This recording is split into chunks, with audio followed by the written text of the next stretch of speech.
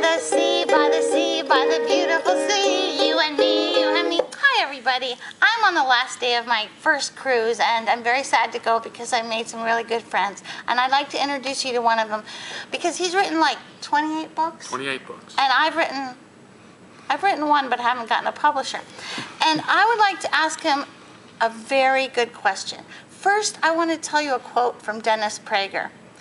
I'm a big fan of his. He said, the only way we're going to save our country is if the Christians get involved. And I've had a lot of resistance from some of my Christian friends, and I am baffled. I can't understand why Christians won't get involved in saving their country. And I want to ask an expert who's written a book about it. Ladies and gentlemen, Gary DeMar. Hey. Okay, why aren't Christians getting involved? Well, there are a couple of reasons. One is they've been told this idea that the things of this world don't count, that we're only temporarily here, we're supposed to go through life, the world belongs to the devil, he's the god of this world. Actually, the text says he's the god of this age, and the only way he can be someone's god is he blinds them, but we as Christians aren't blind. Another reason is I believe that a lot of Christians believe we're living in the last days, and as a result of that, they say, well, this was all supposed to take place. I think those two reasons are prominent. Another reason is a lot of Christians say, we should just preach the gospel.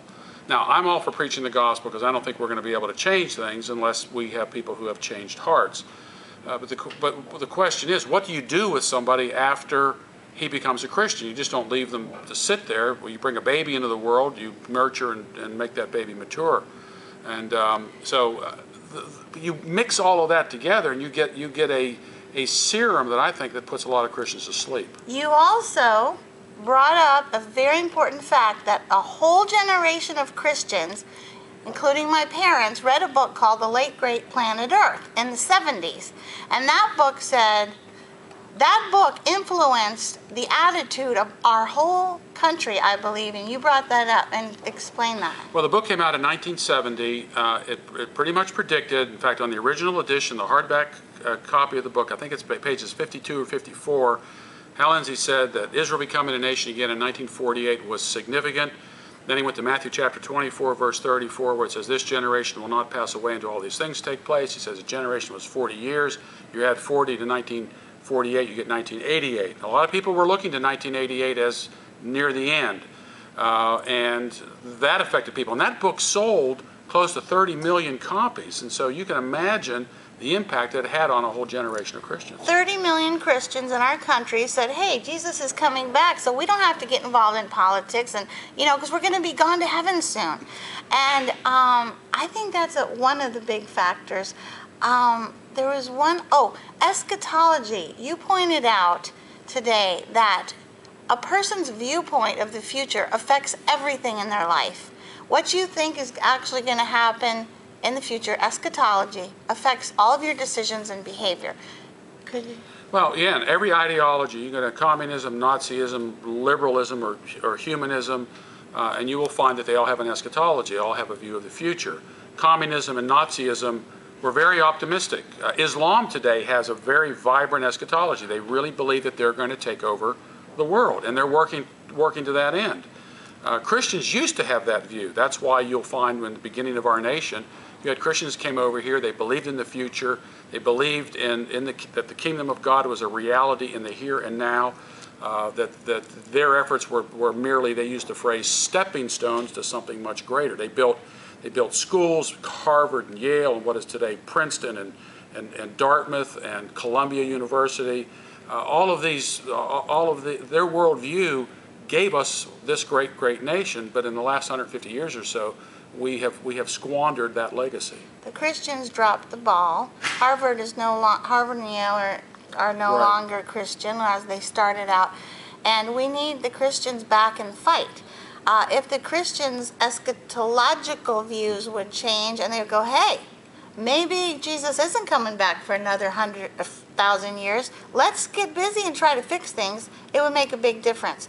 I also want you to, before we quit, say something about Darwinism. You brought up the fact that Darwinism, which is an unproven theory, evolution is a hypothesis, an unproven theory, that changed everything.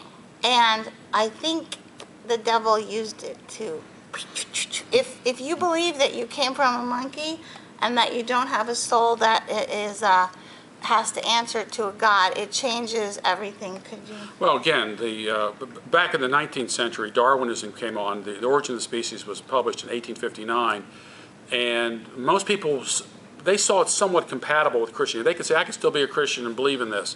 That's no longer the case. Richard Dawkins and Daniel C. Dennett and Sam Harris and Christopher Hitchens, they are consistent atheists, although Christopher Hitchens calls himself an anti-theist. If a person is truly consistent with that worldview, that we're simply molecules with electricity coursing through us, there really are no moral rights or wrongs. We got here through survival of the fittest.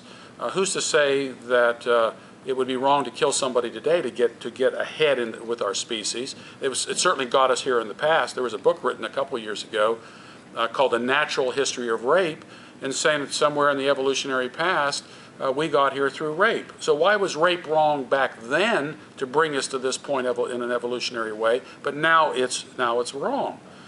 So if atheists were truly consistent with their unbelieving worldview, we really could not live in this world. No one can be consistent with atheistic assumptions. They have to borrow from our worldview in order to make their worldview work.